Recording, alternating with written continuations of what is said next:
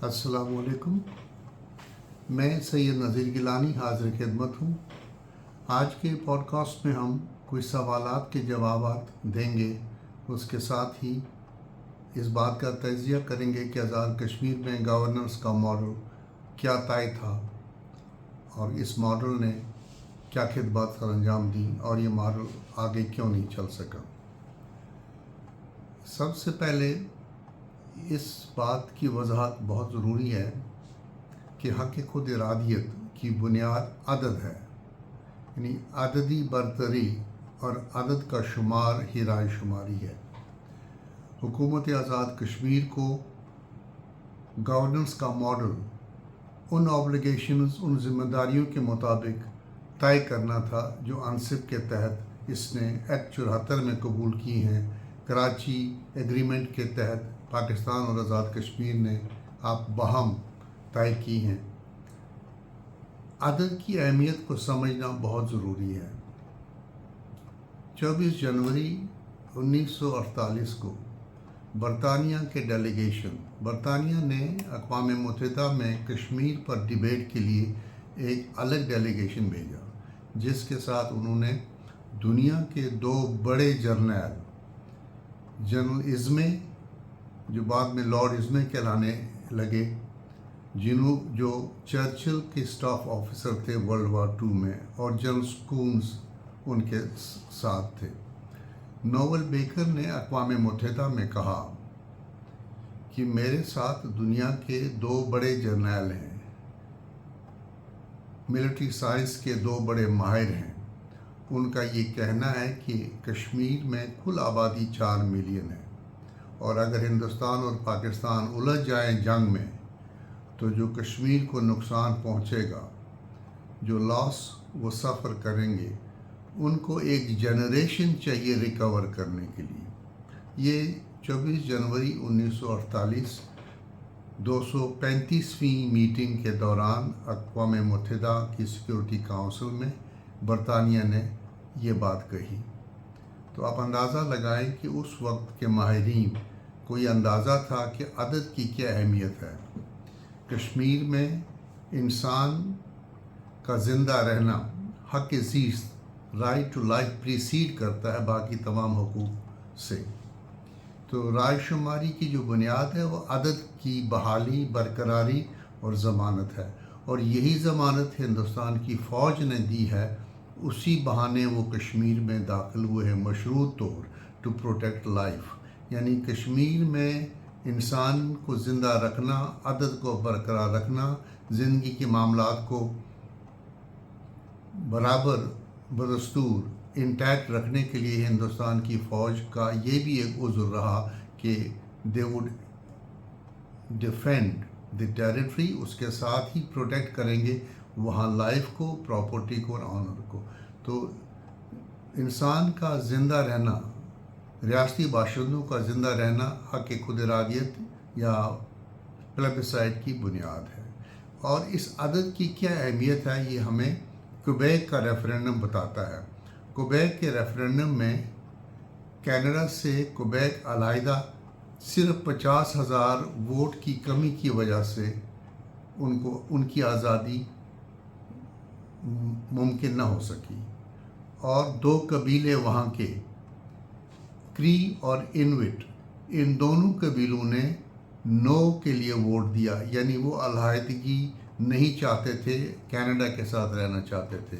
تو جہاں صرف 50,000 کے ڈیفیسٹ نے ایک قوم کو آزاد ہونے سے روکا، وہاں کشمیر میں 1,00,000 لوگ قربان ہوئے ہیں. تو یہ لاس آف لائف جو کشمیر میں ہوا ہے، یہ لاس آف لائف جو تھا، اس پر نظر رکھنی آزاد کشمیر کی حکومت پاکستان اور کشمیری قیادت کا کام تھا. آزاد کشمیر کی حکومت کا جو بنیادی ماڈل تھا، جو گورننس کا ماڈل تھا، وہ انصب قراردادوں کے تحت جو آبلیگیشنز ہیں، ذمہ داریاں ہیں، وہ تھیں. اس کے علاوہ یہ ٹیمپرری، یہ حکومت جو تھی کسٹوڈین تھی، ٹیمپرری کسٹوڈین تھی free will of the people, یعنی کشمیری عوام کی فری ول کی یہ کسٹوڈین تھی. اور اس کے ذمے پیس، ڈی ملٹرائزیشن اور پلیبسائٹ تھا۔ اب سوال یہ پیدا ہوتا ہے کہ 24 اکتوبر 1947 کے ڈیکلریشن، 8 جولائی 1948 کے خط، کراچی ایگریمنٹ، ایکٹ 74، ان سب میں بنیادی ذمہ داری انصب کے حوالے سے عائد ہوتی ہے حکومت آزاد کشمیر پر۔ تو حکومت آزاد کشمیر نے یہ بنیادی ذمہ داری اگر نبھائی ہوتی، یا اگر اس نے اسے سمجھا ہوتا اس ذمہ داری کو، تو کشمیر میں لاس آف لائف جس کا اندیشہ ظاہر کیا تھا نوول بیکر نے جنوری 1948 کو، تو ہمارا فرض تھا کشمیری قیادت کا، کشمیری حکومت کا، حکومت پاکستان کا، کہ وہ اس اندیشے، اس وارننگ اور اس کوشن کو مد نظر رکھتے ہوئے اس بات کو لازم بناتے، ایشور کرتے کہ کشمیر میں لاس آف لائف نہ ہو۔ لاس آف لائف سے ایک ڈیفیسٹ کریٹ ہوا ہے، یعنی ڈیتھ آف اے جنریشن کو آپ یہ کہہ سکتے ہیں کہ یہ حق خود ارادیت کی موت ہوئی ہے واقعہ۔ Death of a generation equates death of right of self determination. یہ ڈیفیسٹ 50,000 کا نہیں ہے بلکہ یہ لاکھوں میں ہے۔ تو اس لیے یہ ضروری سمجھنا ہے کہ پلیبسائٹ کی بنیاد عدد پر ہے، اور عدد کو محفوظ رکھنا اور عدد کی برتری ہی حق خود ارادیت کی کامیابی کی چابی ہے اور کنجی ہے۔ دوسری طرف یہ بات بہت ہی ضروری ہے کہ لوگ کہتے ہیں جی کہ اقوام متحدہ میں بہت عرصے سے مسئلہ کشمیر رکا ہوا ہے، لیکن ہم سے دو بنیادی غلطیاں ہوئی ہیں۔ یہ استدلال درست نہیں کہ اقوام متحدہ میں مسئلہ کشمیر ہمیشہ زیر بحث رہا۔ مسئلہ کشمیر 5 نومبر 1965، 5 نومبر 1965 سے لے کر 15 سپٹمبر 1996، 30 سال 10 ماہ 10 دن اقوام متحدہ کی سیکورٹی کونسل میں زیر بحث نہیں آیا، یعنی 2439 میٹنگز میں کشمیر زیر بحث نہیں آیا۔ تو یہ ہے جو ہم نے بنیادی اینکر لوز کیا انٹرنیشنلی، یعنی کشمیر ایبسنٹ رہا اقوام متحدہ کے ایجنڈا سے 30 سال 10 ماہ 10 دن، اور 2439 میٹنگز میں یہ زیر بحث نہیں آیا۔ تو اسے آپ کہہ سکتے ہیں کہ یہ گراس نیگلیجنس تھی ہماری سفارتکاری میں، لیکن حکومت پاکستان نے انصب کے حوالے سے ذمہ داریاں سنبھالی ہیں۔ اس کا یہ مطلب نہیں کہ حکومت آزاد کشمیر، جس کا گورننس ماڈل ہی ان اکارڈنس ود انصب آبلیگیشنز ہونا چاہیے تھا، یہ ٹیمپرری کسٹوڈین تھی پیس کے لیے، ڈی ملٹرائزیشن کے لیے اور پلیبسائٹ کے لیے، اور حکومت آزاد کشمیر حکومت پاکستان کے ساتھ فریق تھی کراچی ایگریمنٹ میں۔ اس لیے لازم تھا حکومت آزاد کشمیر اور کشمیری قیادت کے لیے کہ حکومت پاکستان کو بار بار ریمائنڈ کراتے، واضح کرتے کہ 1 سال گزر گیا، 2 سال گزر گئے، 3 سال گزر گئے، 30 سال کے گزر جانے اور 10 ماہ اور 10 دن کے گزر جانے تک انتظار کرنا ایک زندہ قوم کی نشانی ہرگز نہیں۔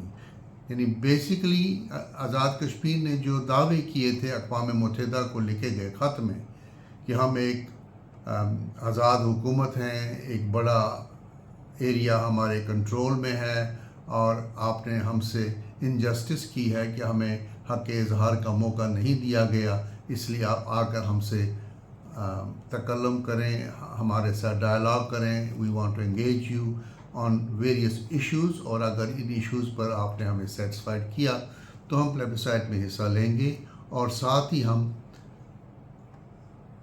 ریزولوشنز کو بھی ایکسیپٹ کریں گے۔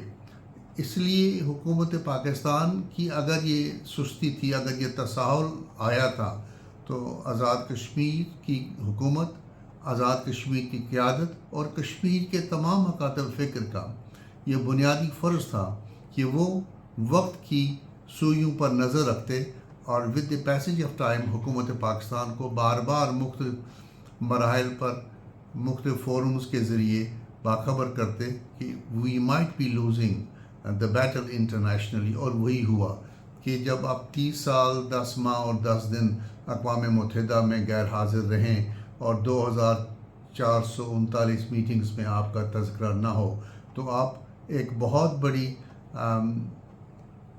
ڈیفیسٹ آف اٹینشن کا شکار ہو جاتے ہیں.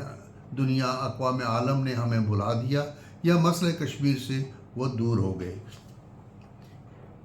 اسی تاریخ کو 24 جنوری 1948 کو کینیڈا کے جنرل میکناٹن نے بھی کہا کہ ہمیں چاہیے کہ کشمیر میں ایک نیوٹرل فورس بھیجیں تاکہ we can afford a credible defence and protection of the people of Jammu and Kashmir.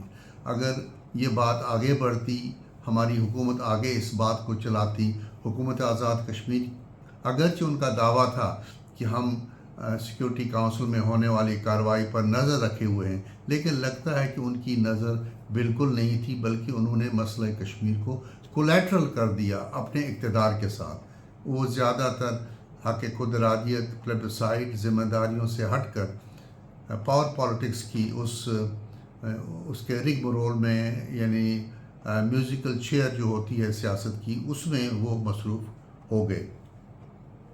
ایک طرف تو حکومت آزاد کشمیر نے یہ کہا کہ ہمیں اس پار کشمیر میں شیخ محمد عبداللہ کی قیادت میں